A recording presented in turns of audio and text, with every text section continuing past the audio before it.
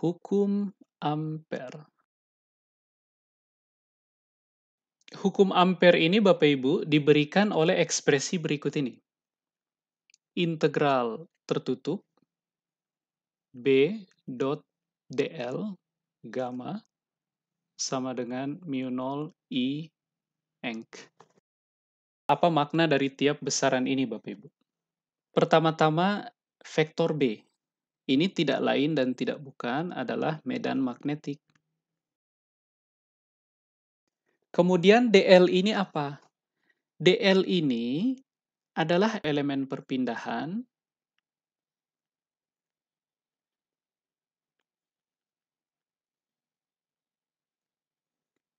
pada lintasan tertutup gamma. Oke. Jadi dl vektor ini adalah elemen perpindahan pada lintasan tertutup gamma ini. Jadi kita akan melakukan integral medan magnetik di sepanjang satu lintasan tertutup. Kemudian mu 0 ini lagi-lagi adalah permeabilitas vakum.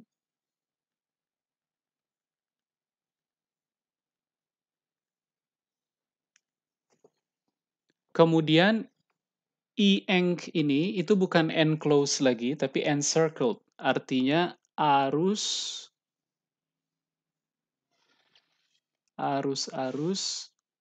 yang dikelilingi oleh lintasan tertutup gamma. Misalkan kita punya arus listrik, misal, kita gambar pakai titik-titik, artinya dia sangat panjang, maka di sekitarnya dia akan ada medan magnetik, ya kan? Dan arah-arah medan magnetik ini akan selalu menyinggung lingkaran berjari-jari R di sekitar kawat berarus ini. Misalkan di titik yang depan ini, arah medan magnetiknya adalah ke sini misalkan. Oke. Kemudian di titik yang ini, arah medan magnetiknya ke sini. Oke. Kemudian di titik yang ini, arah medan magnetiknya ke sini misalkan. Nah, dan seterusnya. Oke. Nah, kemudian Bapak Ibu buat satu lintasan tertutup. Bentuknya seperti apa, Pak? Bentuknya bebas. Bapak Ibu bikin lintasan tertutup seperti ini, mengelilingi arus ini. Ini adalah lintasan tertutup gamma. Kemudian, kita ingin hitung berapa total medan magnetik di sepanjang lintasan tertutup gamma ini.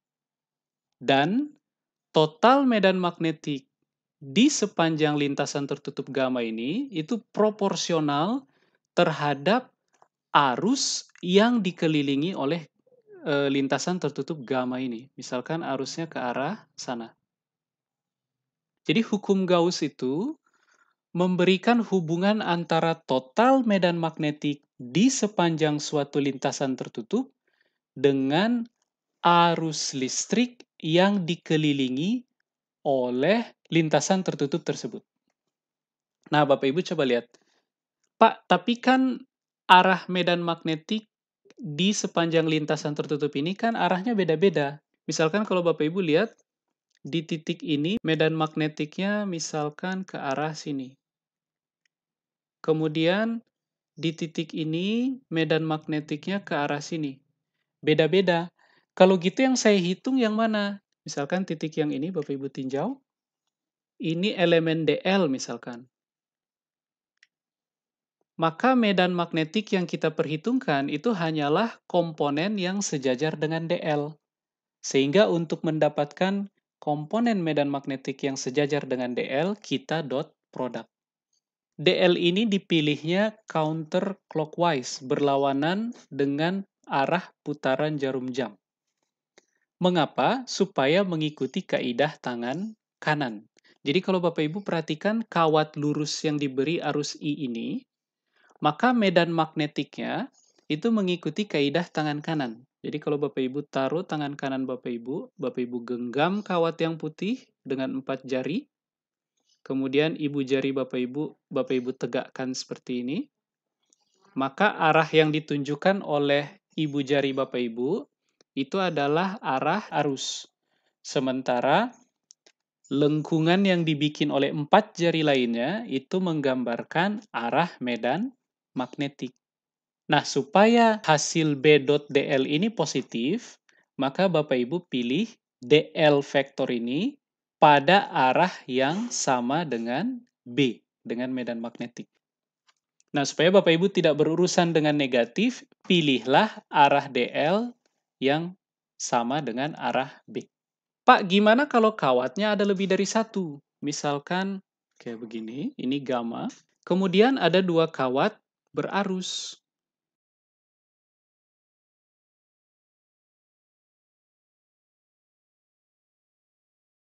Kawat 1 itu medan magnetiknya kira-kira arahnya seperti ini. Kalau yang kawat 2 arahnya gimana? Kalau saya gambar kira-kira kayak beginilah. Nah, Pak, kalau gitu saya pilih DL kemana? Bapak Ibu tetap bisa pilih counterclockwise ke sini misalkan. Ini DL. Misalkan ini B1, kemudian ini B2. Maka B1.dl hasilnya akan positif. Tapi B2.dl itu akan negatif. Nah, sehingga, Bapak Ibu lihat ini, sehingga ketika Bapak Ibu menggunakan hukum Ampere, integral B.dl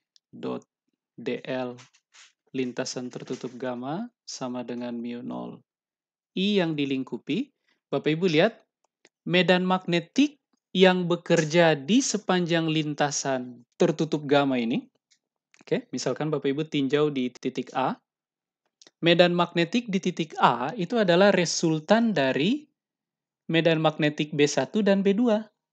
Karena B1.dl positif, B2.dl negatif, maka penjumlahan arus ini harus Bapak Ibu lakukan I1 negatif I2. Karena I2 itu menyebabkan medan magnetik yang arahnya berlawanan dengan pilihan elemen dl di lintasan tertutup kita.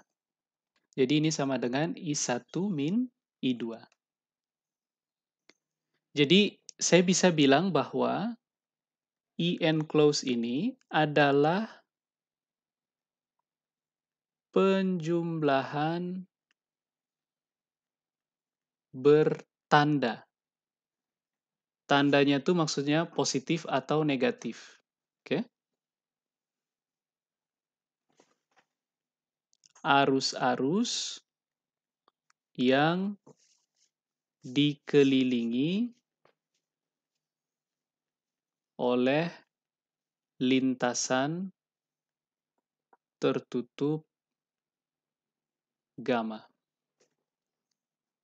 Pak, lintasan tertutup gamma ini beneran ada atau enggak? Enggak ada. Dia lintasan khayal saja yang Bapak Ibu gunakan untuk menghitung besaran bernama integral B.dl ini. Oke? Sama dengan permukaan Gauss kemarin.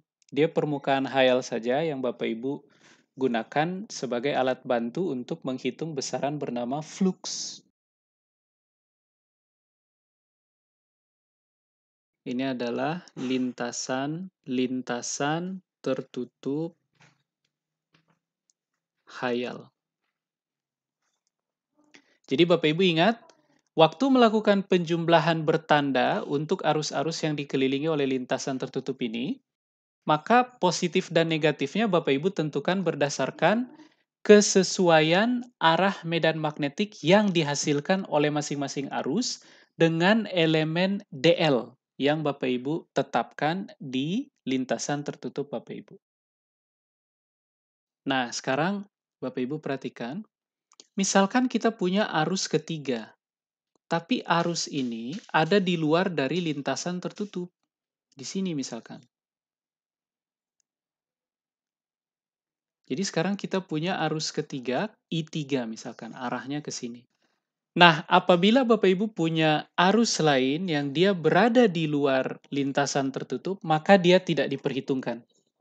Pak, kenapa? Kan I3 juga menghasilkan medan magnetik. Jadi kalau kita tinjau misalkan titik A di sepanjang lintasan tertutup, Kan medan magnetik di titik A itu juga berarti resultan dari B1 tambah B2 tambah B3. Tapi kenapa di hukum ampere dia tidak diperhitungkan? Jadi saya kasih keterangan sini, ini tidak diperhitungkan dalam hukum ampere. Nah, itu yang akan kita jelaskan sekarang.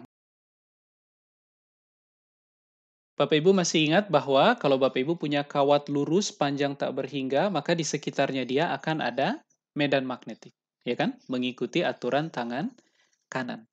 Nah, kalau Bapak Ibu lihat dari atas, maka penampakan arus listrik dan medan magnetik di sekitarnya itu seperti yang ditunjukkan di gambar sebelah kanan. Misalkan kita gambarkan beberapa lingkaran dengan radius yang berbeda-beda di sekitar arus listrik tersebut. Misalkan kita gambar, ini adalah lingkaran pertama, ini lingkaran kedua, ketiga, keempat. Nah, kalau Bapak Ibu lihat gambar lingkaran ini saya bikin ada gradasi warna untuk menggambarkan bahwa makin besar lingkarannya, itu berarti kita sedang meninjau titik-titik yang makin jauh dari sumber. Sehingga medan magnetiknya harusnya makin lemah. Jadi, warna yang makin pudar ini menggambarkan magnitud medan magnetik yang makin kecil.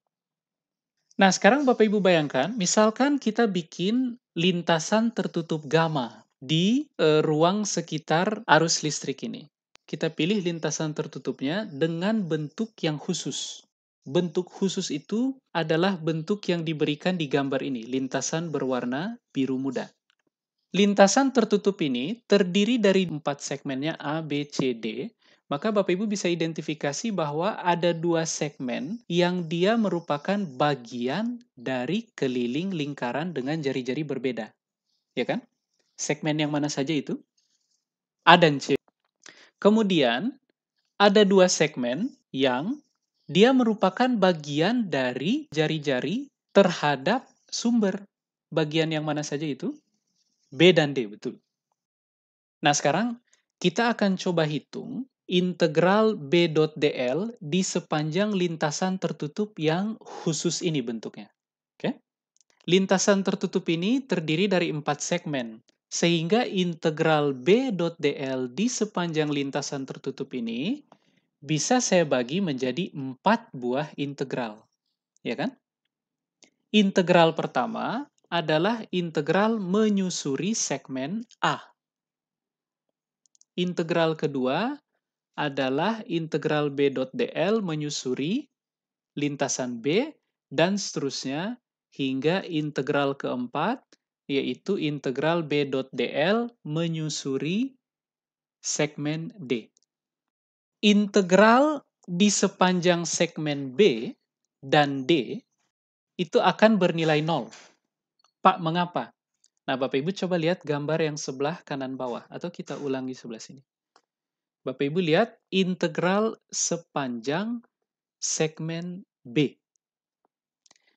Sepanjang segmen B, elemen DL itu ke arah sini.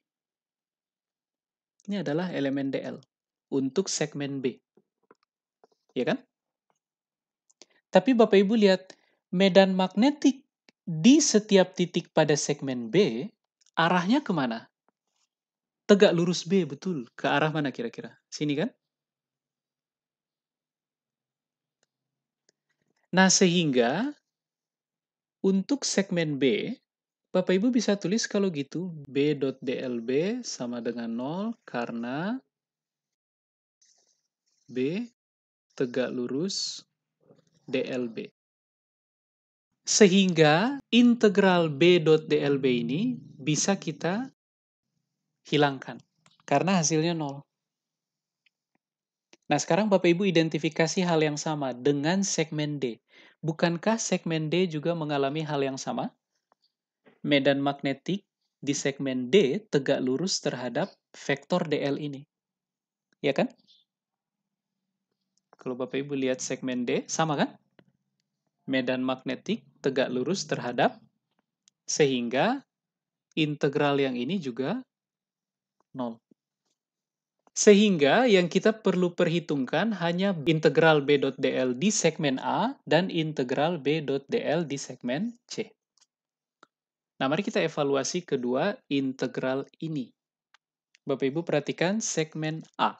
Apa yang Bapak Ibu bisa identifikasi terkait arah medan magnetik dan arah vektor dl di segmen A? Berlawanan arah, sehingga B dot DLA hasilnya akan negatif B DLA, ya kan? Sementara kalau Bapak Ibu perhatikan segmen C, maka kita bisa tulis B dot DLC akan sama dengan positif B DLC. Karena di segmen C, arah medan magnetik searah dengan vektor DL di segmen C. Sehingga saya bisa tulis kalau gitu, integral B.dl untuk seluruh bagian lintasan tertutup gamma itu diberikan oleh negatif integral B.dLA ditambah integral positif B.dlC. Nah, sekarang Bapak Ibu perhatikan DLA ini apa? Oke. DLA itu adalah panjang bagian keliling lingkaran, ya kan? Jadi kalau saya gambar, ini arus yang tadi, kemudian ini lingkaran, dan ini adalah panjang DLA. Oke, DLA sebenarnya elemen yang sangat kecil, tapi saya gambar agak besar supaya Bapak Ibu bisa lihat. Nah, kalau Bapak Ibu punya lingkaran berjari-jari tertentu, bagaimana cara menghitung bagian panjang di kelilingnya? Bapak Ibu kenal ini sebagai panjang busur waktu SMA. Bapak Ibu gunakan perbandingan. Jadi perbandingan antara panjang busur yang Bapak Ibu ingin hitung dibagi dengan total keliling lingkaran tersebut harus sama dengan besar sudut yang berasosiasi dengan panjang busur tersebut. Ini adalah d theta A dibagi dengan total sudut untuk satu keliling lingkaran, 2pi. Nah, 2pi dengan 2pi Bapak Ibu bisa coret, maka Bapak Ibu peroleh DLA sama dengan RA d theta A. Nah, dengan cara yang sama, Bapak Ibu bisa tentukan juga bahwa DLC itu sama dengan radius lingkaran RC d theta C. Ya kan? Ini adalah masing-masing DLA dan DLC. Nah, sekarang B yang ini diberikan oleh apa? Masih ingat medan magnetik oleh kawat lurus panjang tak berhingga? B yang ini sama dengan mu0I per 2pi RA. Betul nggak? Nah, sekarang B yang ini kalau gitu apa? Mu0I per 2pi dikali RC, betul. Nah, Bapak Ibu substitusikan semua besaran ini, maka Bapak Ibu akan peroleh seperti ini.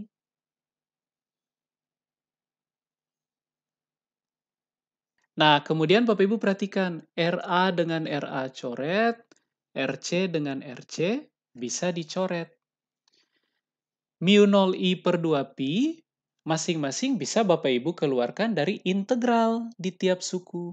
Ya kan? Karena mu0 adalah konstan, I adalah arus tunak, sehingga dia tidak berubah terhadap waktu. 2 juga adalah konstanta, pi juga adalah konstanta. Ya kan? Sehingga Bapak Ibu bisa tulis, suku yang pertama itu diberikan oleh negatif mu0I per 2pi integral dari theta 1 sampai theta 2 d theta, ya kan? Ditambah mu0I per 2pi integral dari theta 1 hingga theta 2 d theta. Hasilnya apa Bapak Ibu? Mu0I per 2pi dalam kurung min delta theta ditambah delta theta. Hasilnya berapa? 0, betul.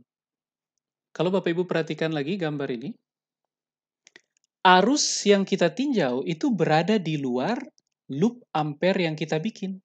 Betul nggak? Dan kita peroleh bahwa integral ini hasilnya adalah nol.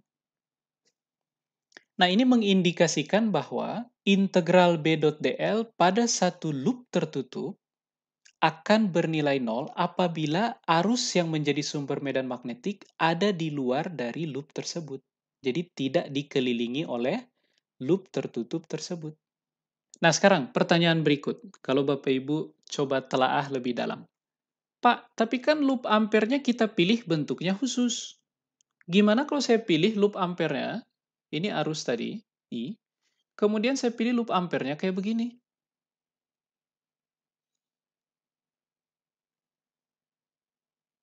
Boleh nggak? Apakah hasilnya akan tetap sama, integral B.dl, lagi-lagi nol kayak tadi? Jawabannya ya. Mengapa? Bapak Ibu lihat, lintasan tertutup yang bentuknya sembarang ini, saya bisa pandang sebagai kumpulan lintasan tertutup yang khusus tadi, tapi dengan ukuran yang sangat kecil menuju nol, tapi tidak nol. Jadi Bapak Ibu lihat, begini, dan di tetangganya begini, dan seterusnya. Pak, tapi gimana di bagian sini? Kan ini, apa namanya, lengkungannya kan berbeda, bagian yang ini misalkan. Saya tetap bisa gambarkan dengan bagian kayak begini aja. Pak, tapi kasar. Betul, perkiraannya jadi kasar. Tapi kalau Bapak Ibu bikin ukuran kecil-kecil, maka Bapak Ibu akan memperoleh lintasan sembarang ini. Jadi sekarang kita bisa simpulkan bahwa kalau arusnya ada di luar loop ampere, maka tidak kita perhitungkan di hukum ampere. Karena arus yang berada di luar loop ampere ini, dia akan memberikan integral B.dl di sepanjang lintasan tertutup yang hasilnya adalah nol. Nah, sekarang saya coba kasih contoh ke Bapak Ibu bagaimana cara menggunakan hukum ampere untuk beberapa kasus yang memenuhi simetri khusus. Bapak Ibu bayangkan Bapak Ibu punya konduktor pejal berbentuk silinder. Kemudian Bapak Ibu alirkan arus listrik tunak. Arus listrik tunak artinya arus listriknya tidak berubah terhadap waktu. Kemudian konduktor ini sangat panjang. Lagi-lagi Bapak Ibu ingat, ini adalah hukum ampere kita.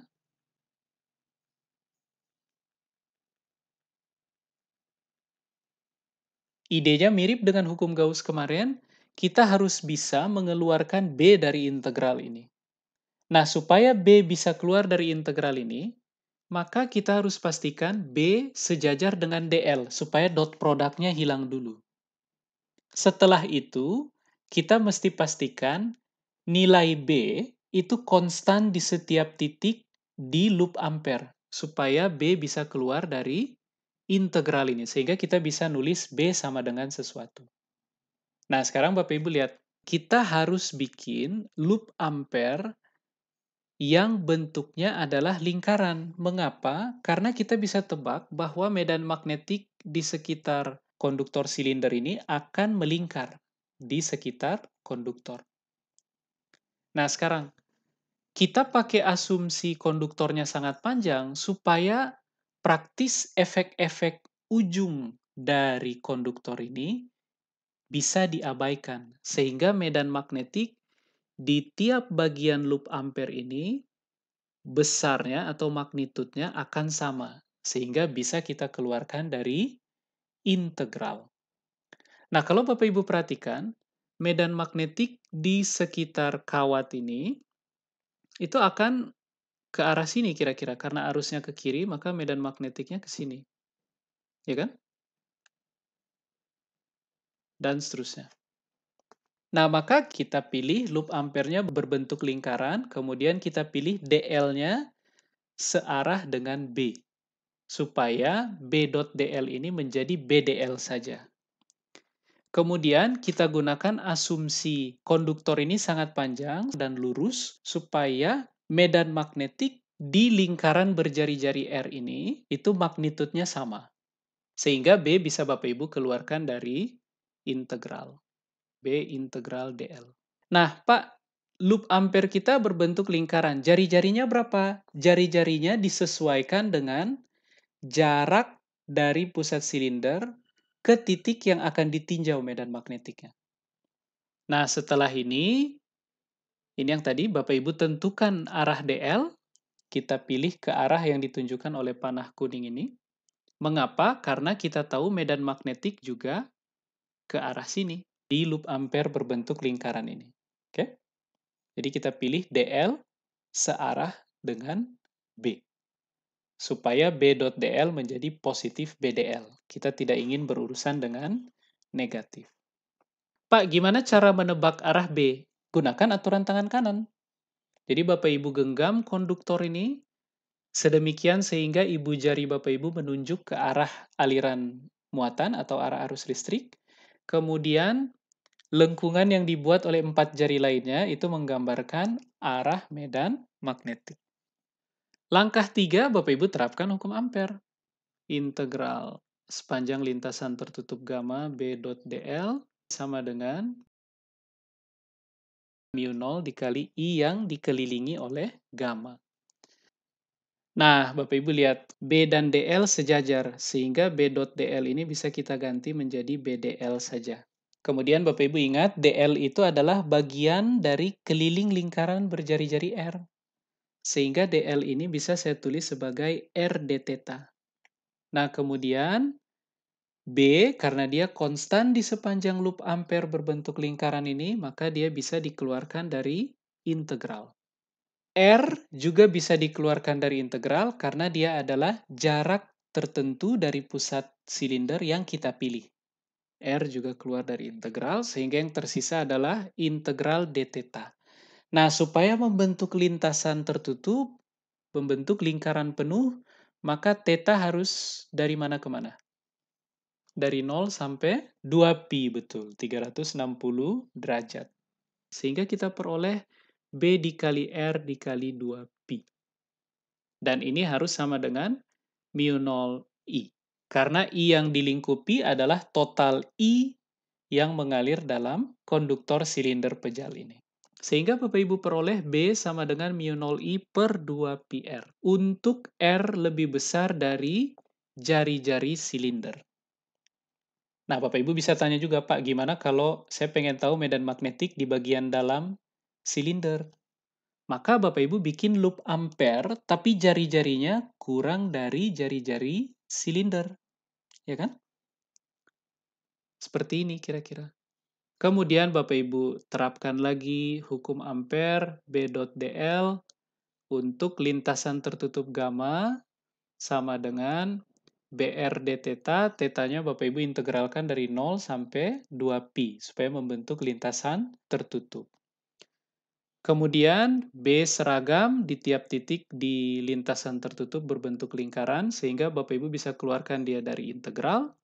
R juga adalah posisi diukur dari sumbu pusat silinder pejal, dan itu kita tetapkan dari awal, sehingga R juga konstan. Sisanya tinggal integral d theta dari 0 sampai 2pi. Maka Bapak Ibu peroleh BR 2pi. Dan ini harus sama dengan mu 0 I yang dikelilingi oleh loop ampere. Nah, sekarang ada catatan Bapak Ibu. Loop ampere kita hanya mengelilingi sebagian arus saja, tidak seluruh. Sehingga kita mesti mendefinisikan besaran bernama rapat arus, J. Kita udah pernah singgung ini waktu belajar arus listrik dalam konduktor. J didefinisikan sebagai arus dibagi luas penampang yang ditembus oleh arus. Nah, Bapak Ibu lihat, luas penampang yang ditembus oleh arus bentuknya apa? Luas lingkaran, betul. Jadi ini adalah pi r kuadrat. Secara umum sebenarnya Bapak Ibu tulis ini sebagai DI dA. Jadi jumlah arus per satuan luas yang ditembus oleh arus tersebut. Oke? Nah, tapi apabila rapat arus konstan, maka rapat arus ini Bapak Ibu bisa tuliskan sebagai total arus dibagi total luas penampang, PR kuadrat. Dengan R yang dimaksud adalah jari-jari silinder. Oke? Nah, Bapak Ibu lihat, loop ampere kita jari-jarinya kurang dari jari-jari silinder. Sehingga jumlah arus yang dikelilingi oleh loop ampere ini diberikan oleh J dikali luas penampang yang dilingkupi oleh loop ampere. Besarnya berapa kira-kira luas penampang yang dilingkupi oleh loop ampere? Pi dikali R kuadrat, tapi R-nya adalah jari-jari loop ampere. Pi R kuadrat. Nah, bila kita gunakan asumsi rapat arus konstan, maka J atau rapat arus bisa kita substitusikan dengan I per Pi R kuadrat. R kapital yaitu jari-jarinya silinder dikali Pi R kuadrat. R yang dimaksud sekarang adalah jari-jari loop ampere. Sehingga Bapak Ibu peroleh I dikali jari-jari loop ampere kuadrat dibagi jari-jari silinder kuadrat.